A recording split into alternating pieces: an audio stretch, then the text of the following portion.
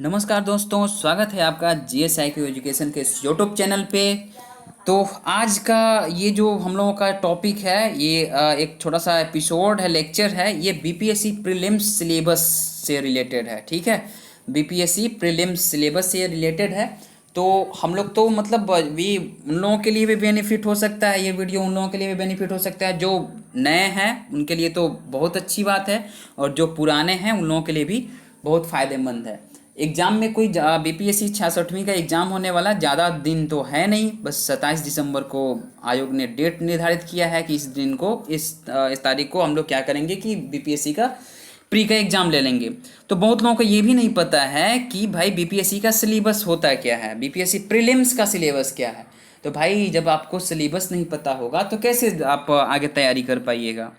तो कुछ ज़्यादा नहीं, मैं सिलेबस का एक थोड़ा सा छोटा एक ओवरव्यू दे दूंगा, और इसके साथ ही साथ एग्जाम मतलब इस वीडियो के लास्ट में बताऊंगा कि कैसे इसकी तैयारी करनी है, और कौन मतलब किस सब्जेक्ट से और एग्ज़ाम में कितना किस साल कितने मतलब प्रश्न पूछे गए हैं, उसका वेटेज क्या रहा है।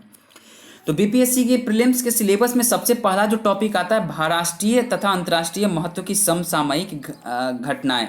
ठीक है, यानी कि करेंट अफेयर्स से बहुत सारे प्रश्न पूछे जाते हैं। जैसे कि करेंट अफेयर्स से स्पेशल मैंने एक और वीडियो अभी मतलब मैंने कुछ देर पहले अपलोड किया है, आप लोग उसको देख सकते हैं जाकर के, डिस्क्रिप्शन बॉक्स में उसका लिंक है, वहाँ से देख सकते हैं। ठीक है, कि कैसे करंट अफेयर्स की तैयारी करनी है। दूसरा टॉपिक हम लोग देखते हैं कि इसमें पूछा जाता है भारत का इतिहास प्लस बिहार का इतिहास।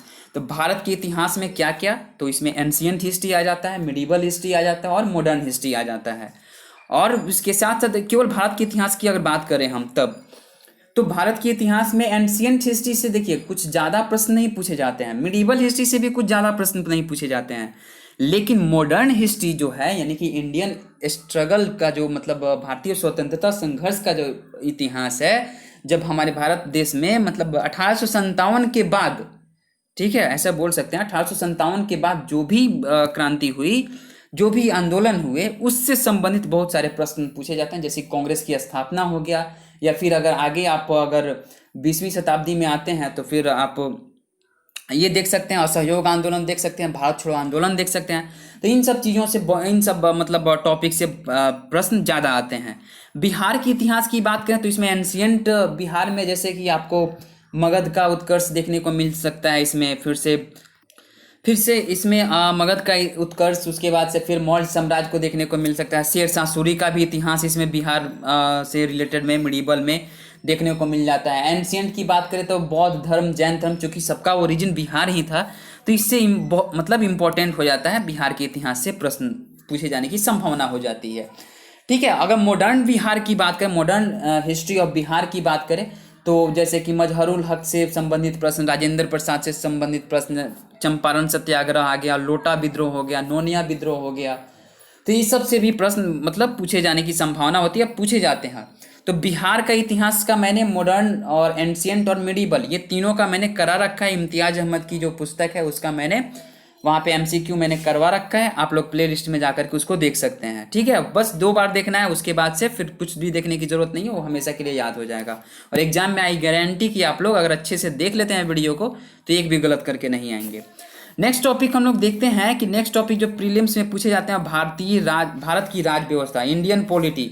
बहुत ही शानदार टॉपिक, बहुत ही शानदार सब्जेक्ट, एक बार पढ़ने की जरूरत है, फिर दोबारा पढ़ने की जरूरत नहीं है। आर्टिकल से संबंधित प्रश्न पूछे जाते हैं, जैसे कि आर्टिकल 17 क्या कहलाता है, किससे संबंधित है, तो अस्पृश्यता के सिद्धांत से है। हार्ट एंड सोल किस आर्टिकलों का कहा गया है, केवल हार्ट किस संविधान की आत्मा किसे कही गई है।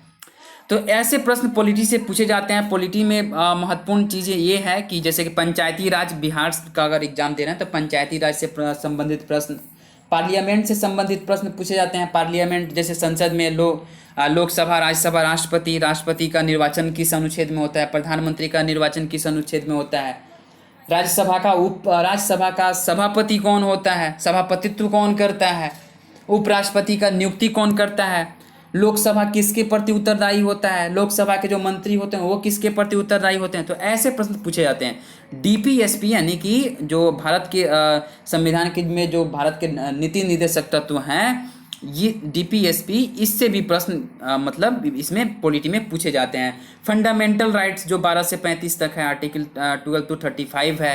फिर से मौलिक कर्तव्य फंडामेंटल ड्यूटीज से प्रश्न पूछे जाते हैं, तो इससे इम्पोर्टेंट प्रश्न पूछे जाते हैं। फिर इमरजेंसी से भी प्रश्न पूछे जाते हैं। तो भारत की राज्य व्यवस्था में मतलब इससे संबंधित प्रश्न पूछे जाने की संभावना होती है और पूछे जाते हैं, ठीक है। सामान्य विज्ञान की अगर हम बात करें तो सामान्य विज्ञान की एक अच्छा खासा इसका वेटेज है बीपीएससी के एग्जाम में। जैसे कि सामान्य विज्ञान में हम जनरल इसको क्या बोलेंगे, जनरल साइंस में क्या पूछा जाएगा, यहीं आपका फिजिक्स से रिलेटेड मात्रक पूछा जा सकता है। उसके बाद से फिर आपको जैसे कि न्यूटन की गति का नियम भी पूछा जाता है कभी कभी। उसके बाद से फिर आप केमिस्ट्री से मतलब रासायनिक अभिक्रिया की, जैसे कि आपको जैसे नींबू के जो नींबू में कौन सा एसिड पाया जाता है, उसका रासायनिक नाम क्या है, उसका आयुर्वेदिक नेम क्या है। इस तरह से मतलब ब्लीचिंग पाउडर का फार्मूला क्या होता है, फिर से नीला कासिस का फार्मूला क्या था, CuSO4 को क्या बोलते हैं। ऐसे प्रश्न बिहार मतलब ये सामान्य विज्ञान से पूछे जाते हैं। फिर बायोलॉजी से, हाँ बायोलॉजी का टर्म थोड़ा सा टफ है, बायोलॉजी से भी प्रश्न पूछे जाते हैं कि जैसे कि आपको हार्टिकल्चर क्या होता है, फ्लोरिकल्चर क्या होता है, पोमी कल्चर क्या होता है, फिर से सेरीकल्चर क्या होता है, एपीकल्चर क्या होता है। इससे भी प्रश्न पूछे जाते हैं। मनुष्य के मस्तिष्क में कितनी हड्डियां होती है, सबसे मनुष्य का जो कौन सा जो मांसपेशी सबसे मजबूत होता है, सबसे बड़ी हड्डी कहाँ पाई जाती है, सबसे छोटी हड्डी कहाँ पाई जाती है।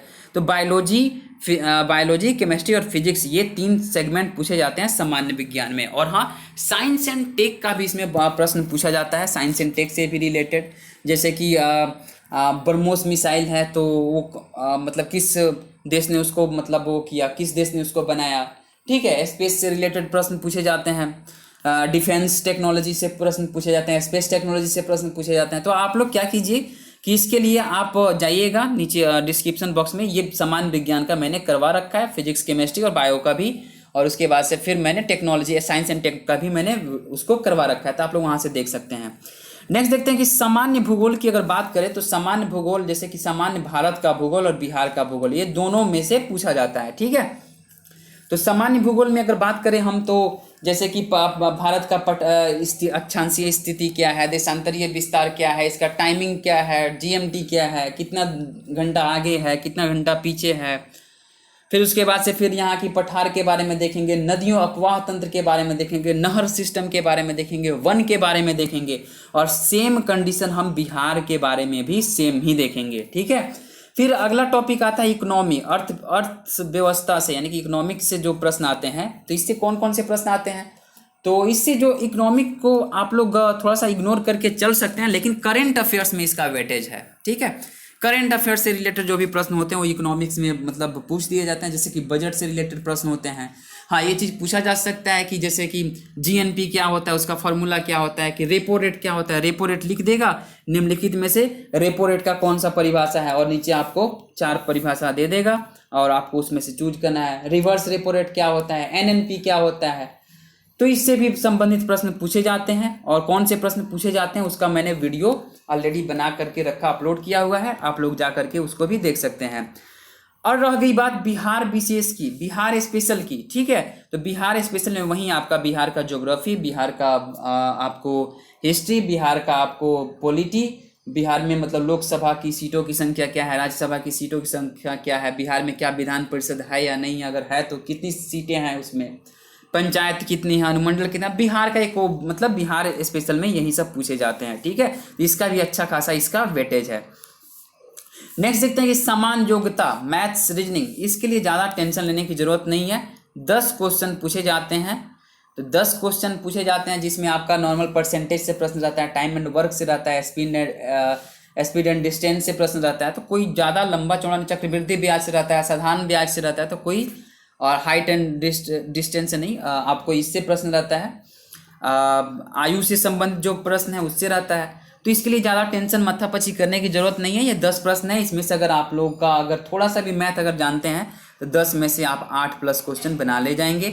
अगर नहीं भी जानते हैं तो फिर भी 5+ सही होने की चांस रहती है। बहुत लोग तो ऐसे हैं कि क्या करते हैं ना कि केवल सी लगा देते हैं और पता चलता है कि भैया मेरा तो इतना सही हो गया, सर मेरा तो इतना सही हो गया, मेरा तो 5 सही हो गया, 4 सही हो गया। तो ये मतलब उतना इसके लिए कोई ज़्यादा परेशान होने की ज़रूरत नहीं है।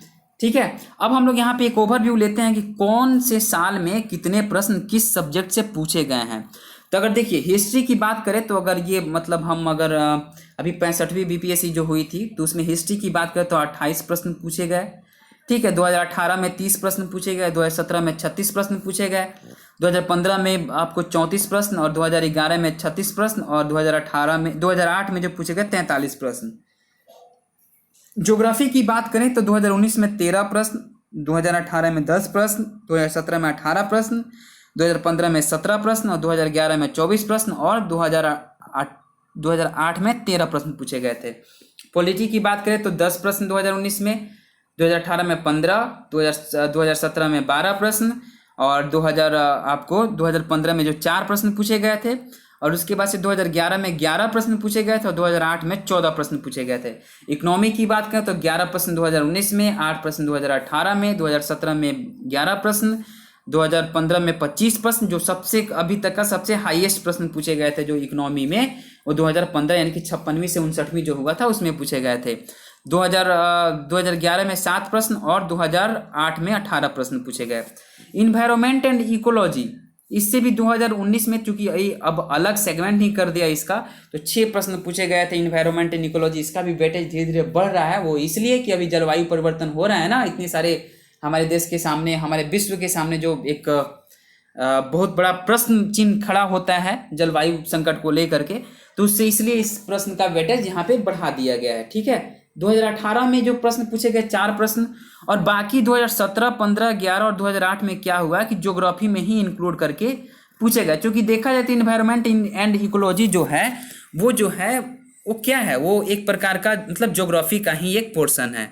ठीक है, जनरल साइंस की बात करें जिसमें हम लोग फिजिक्स, केमिस्ट्री, बायो और साइंस एंड टेक देखते हैं तो इसमें 2019 में 24 प्रश्न, 2018 में 20 से ज़्यादा 20 प्लस प्रश्न यानी 21-22 प्रश्न पूछे गए थे, 2017 में 20 प्रश्न पूछे गए, 2015 में 19 प्रश्न और 2011 में 16 प्रश्न और 2008 में 4 प्रश्न पूछे गए। करेंट अफेयर्स की बात करें हम तो 2019 में जो प्रश्न पूछे गए वो 26 प्रश्न पूछे गए। ठीक है, 2018 में 23 प्रश्न पूछे गए, 2017 में 28 प्रश्न पूछे गए, 2015 में 32 प्रश्न, 2011 में 15 प्रश्न और 2008 में 8 प्रश्न पूछे गए। बिहार स्पेशल की बात करें तो 2019 में जो अभी लास्ट वाला जो एग्जाम हुआ था 23 प्रश्न पूछे गए।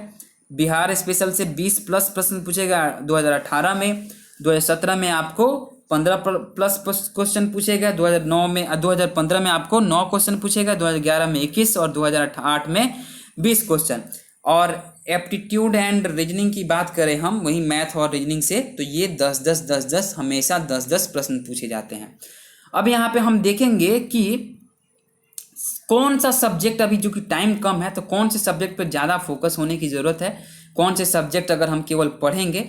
क्योंकि देखिए अभी बहुत लोग ऐसे होंगे जो नए पहली बार फॉर्म फिलअप किए हैं, ठीक है, और सोच रहे हैं कि मैं प्री कर ले जाऊँ। देखिए पढ़ना अलग बात है, हालांकि सिविल का जो तैयारी होता है उसमें थोड़ा सा टाइम लगता है, टाइम टेकन वाला एग्जाम होता है। क्योंकि आप जब तक बढ़िया से पढ़िएगा नहीं तब तक आप मेंस कैसे लिख पाइएगा या फिर आपकी समझ कैसे विकसित होगी। लेकिन फिर ये भी होता है कि एक स्मार्ट पढ़ाई भी होता है, कौन कौन सा चीज़ पढ़ें और कौन कौन सा चीज़ को हम छोड़ दें क्योंकि टाइम कम है। तो हम यही आप लोगों को सजेस्ट करेंगे। देखिए ये मेरी सजेशन है, आप लोगों को मन करे तो इसको अपनाइएगा, नहीं तो फिर कोई बात नहीं। ठीक है, मेरी सजेशन ये है कि जिसका सबसे ज़्यादा वेट है उसी को लेकर के चला जाए, पहले उसी को कर लिया जाए ना। जैसे कि हिस्ट्री को हम लोग छोड़ नहीं सकते, 28 क्वेश्चन भाई पूछे गए थे इस बार। उसके बाद से हम पॉलिटी इतना अच्छा सब्जेक्ट है ना कि एक बार पढ़ लेने के बाद में वो याद हो जाता है। पॉलिटी ले लेंगे, फिर साइंस ले लेते हैं हम, हिस्ट्री उसके बाद साइंस ले लेते हैं। साइंस से 24 प्रश्न पूछे गए थे पिछली बार, ठीक है, और साइंस का और भी पिछला भी रेशियो देखिएगा तो अच्छे खासे प्रश्न पूछे गए। सबसे अच्छा तो हिस्ट्री है, हिस्ट्री को 2 बार 3 बार पढ़ने की कोशिश कीजिए, रिवीजन कीजिए। 30 question, 36 question, 34 question, 36 question, 43 question, तो वेटेज ज़्यादा है। इस बार हो सके कि 30-35 क्वेश्चन पूछा जाए, ठीक है, कुछ भी कहा नहीं जा सकता। तो हिस्ट्री पे फोकस कर लीजिए, जनरल साइंस पे फोकस कर लीजिए और करेंट अफेयर्स पे फोकस कर लीजिए, ठीक है।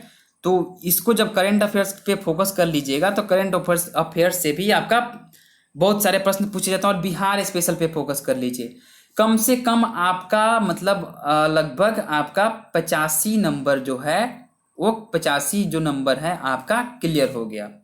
85 80 से 85 नंबर आपने बस ये 3 सब्जेक्ट 4 सब्जेक्ट करके कर लिया। कौन कौन? तो हिस्ट्री, फिर उसके बाद से आपने हिस्ट्री कर लिया, पॉलिटी कर लिया, उसके बाद से आप हिस्ट्री कर लिया, उसके बाद से जनरल साइंस कर लिया, पॉलिटी अभी नहीं, ठीक है, हिस्ट्री कर लिया, जनरल साइंस कर लिया, करंट अफेयर्स कर लिया और बिहार स्पेशल कर लिया। तो 4 पोर्शन करने से आपका कम से कम 80 से 85 क्वेश्चन सही होने की संभावना है। अब रह गया पॉलिटी, एक कर लेते हैं। तो 10 क्वेश्चन पिछली बार पूछा गया है, 2018 में 15 क्वेश्चन, तो हो सके 10 से इस बार भी ज़्यादा क्वेश्चन यानी कि 15 क्वेश्चन पूछे जाने की संभावना हो सकती है। तो 15 में से 10 तो एकदम सही हो जाएगा। तो 85 या 10 कितना हुआ? 95 नंबर हो गया ये। अब इसको कर लेने के बाद में आप 10 नंबर क्या करते हैं ना, अब उसके बाद से ज्योग्राफी। तो ऐसा कोई बात थोड़ी है कि बिल्कुल नहीं पढ़े हैं। तो ज्योग्राफी में अगर पिछली बार 13 क्वेश्चन पूछा गया है तो पिछला बार का ही रेशियो अगर लेकर के चले तो 13 में से आपका इतना भी नसीब खराब है कि 8 नंबर भी नहीं आएंगे। बताइए, 8 नंबर भी आपका नहीं आएंगे। तो 95 और 8 जोड़ लीजिए ना, 103 हुआ ना। अरे मान के चलिए 100 ही हुआ ना, ठीक है, मान के चलिए 5 ही सही हुआ मेरा, सब रेशियो लेकर के चलिए 5 ही, 100 नंबर हुआ ना आपका। और इकोनॉमी तो भी करंट अफेयर्स 11 क्वेश्चन पूछेंगे, तो इकोनॉमी में भी कुछ कुछ ना तो आप लोगों ने पढ़ा ही होगा, कुछ ना कुछ तो पढ़िएगा ही थोड़ा बहुत। तो इकोनॉमी में भी 5 नंबर नहीं सही हो सकता है, 5 क्वेश्चन सही नहीं हो सकता है, या 3 भी नहीं हो सकता, 103 गया। उसके बाद इन्वायरमेंट एंड इकोलॉजी बहुत ईजी आता है, बस पूछता है कि मतलब बांधवगढ़ जो टाइगर रिजर्व है वो कहाँ पे है? तो मध्य प्रदेश में है। दुधवा टाइगर रिजर्व कहाँ है? ऐसे इस तरह से प्रश्न पूछे जाते हैं इन्वायरमेंट एंड इकोलॉजी में। तो 2-3 प्रश्न इधर से भी हो गया ना। तो सब ले करके आप लोगों को टारगेट ले करके चलना। और मैथ का रह गया बात, तो मैथ में अगर 10 क्वेश्चन है तो 10 में से कितना भी नसीब खराब होगा तो 5 तो सही होगा ही ना आपका। तो 5 सही होगा ना। तो पहले कितना था मेरा? 103 था, और फिर उसके बाद से 5 अगर इसमें सही हो जाता है 108 को, 108 नंबर हुआ ना, ठीक है, 108 हुआ। मतलब मैं शॉर्ट फॉर्म में चल रहा हूँ, फिर भी हम लोग का टारगेट लेकर के चलना है 110 प्लस, जनरल के लिए 110 प्लस। अरे आसानी से हो जाएगा, बस यहीं आप लोग हिस्ट्री, पॉलिटी, उसके बाद से फिर general science, current affairs, Bihar special, इन सब चीज़ों पे ये मतलब ध्यान दे दीजिएगा। और थोड़ा सा ध्यान देना है ज्योग्राफी पे, रिवीजन करना है, इन्वायरमेंट एंड इकोलॉजी पे, इकोनॉमी पे। और इसमें तो भाई आप अगर अच्छे खासे जानते हैं तो 10 में से तो कोई कोई 10 भी ले करके जाता है भाई, तो रिजल्ट तो होना ही है। तो टेंशन नहीं लीजिए, ठीक है। इसी अनुसार आप लोग अगर ये मतलब आप लोगों को ये चार्ट अगर अच्छा लगता है तो इसी अनुसार आप लोग फॉलो कीजिए, रूटीन बना लीजिए किस सब्जेक्ट को लेकर के चलना है। और डेली अभी से भी टाइम है, डेली कम से कम 3 सब्जेक्ट को लेकर के चलिए। अभी ज़्यादा दिन नहीं है, बस रिवीजन कीजिए, जो चीज़ आप लोगों ने पढ़ा है उसी को रिवीजन कीजिए। ज़्यादा कुछ एक्स्ट्रा नया चीज़ पढ़ने की कोशिश में मत रहिए। और हाँ, इन सब चीज़ों के लिए जो स्पेशल जो मतलब एनसीईआरटी का 60 संग्रह जो है वो मैंने करवा रखा है हर एक सब्जेक्ट का, उसको आप लोग देख लीजिएगा तो सोने पे सुहागा का काम करेगा। उससे एक भी प्रश्न आपको आप एग्जाम में छोड़ के नहीं आइएगा। 2 बार देख लीजिएगा वीडियो को तो 100% वो आपका आपके दिमाग में चला जाएगा, और 100% वो आपका ही मतलब वो सिक्योर हो जाइएगा, उस स्कोर के लिए आप सिक्योर हो जाइएगा, ठीक है। तो डिस्क्रिप्शन बॉक्स में जाइए, वहाँ पे लिंक मिल जाएगा, और जा करके उसको एक बार देखिए। अच्छा लगेगा तभी आप लोग देखिए, कोशिश कीजिए। लेकिन हाँ, उसमें जो भी प्रश्न मैंने कराया है वो सभी इंपॉर्टेंट प्रश्न हैं, ठीक है। करेंट अफेयर्स की कैसी तैयारी करनी है उसका भी डिस्क्रिप्शन बॉक्स में लिंक मिल जाएगा। यूट्यूब जो इस GSIQ एजुकेशन के इस चैनल पे आप जाइए, वहाँ पे जा करके आप लोग देखिए, अपने दोस्तों को शेयर कर दीजिए और मेरे साथ बने रहिए। फिर हम नेक्स्ट एपिसोड जहाँ भी दिक्कत होगा वहाँ भी मैं मतलब वीडियो बनाते रहूँगा इसको। और हाँ, आप लोग चैनल पे नए हैं तो इसको सब्सक्राइब कर दीजिए, लाइक कर दीजिए, कमेंट सेक्शन में अपनी सुझाव दे दीजिए, और अपने दोस्तों को शेयर भी कर दीजिए, ठीक है। मिलते हैं फिर नेक्स्ट एपिसोड में बहुत जल्द ही, तब तक के लिए आप सभी को बहुत बहुत धन्यवाद।